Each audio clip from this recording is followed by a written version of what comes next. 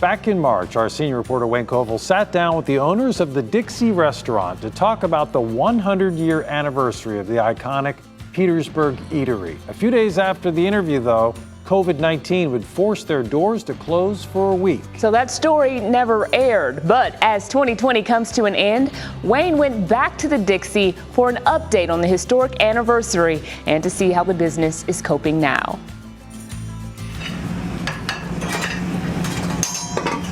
Made to order hot food. It's been that way at the Dixie for 100 years. Only now the chef wears a mask. Back in March of 2020, there's the omelet, spinach. Let's see what else we got. Soup shuttle. The new chef was quickly learning just how busy the Dixie can be. Yes, I was. I was very surprised. Yes, I was. The Dixie opened its doors in Petersburg when the Spanish flu pandemic was winding down. Now, 100 years later, the restaurant business just kind of took a nosedive. As 2020 winds down, the year-long 100th anniversary celebration never came to fruition. It just disappeared. And, had to go to the wayside. I mean, you certainly can't have in my opinion, you can't have a celebration where you're inviting your customers to come in and celebrate that milestone. We just couldn't do that.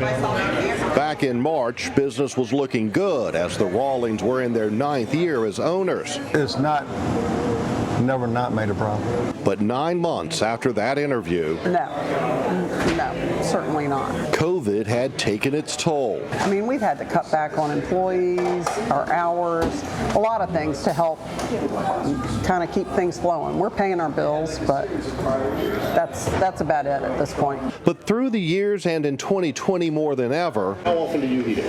Every morning for breakfast. Loyal customers like Philip Murray kept coming back. We'd be here on Sunday if they were open. We're extremely fortunate that we have a customer base like that. And the loyal customers know the secret behind the Dixie. It's not really all about the food. It's the fellowship and the family feeling.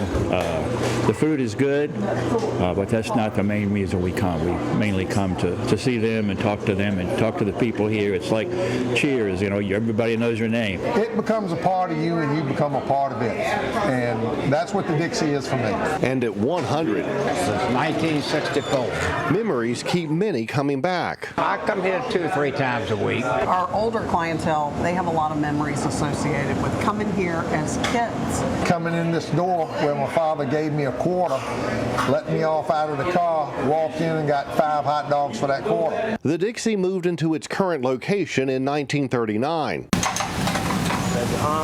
And when Charlie and Franny bought the business in June of 2011, their first item of business, bring back some of the old employees. The lady, Mary Damon, who cooked for Ms. Ramsey, came back to work for us. Armed with the original recipes, including the secret to the 1930s hot dog chili, the Dixie continued to flourish, even now at half capacity.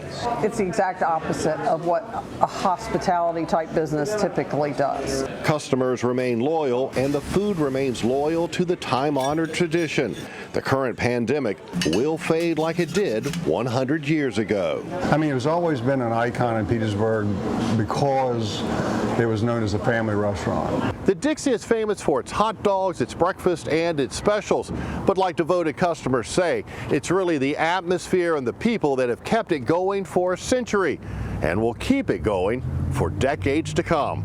That's a look inside Wayne's World. I'm Wayne Koval, CBS 6 News.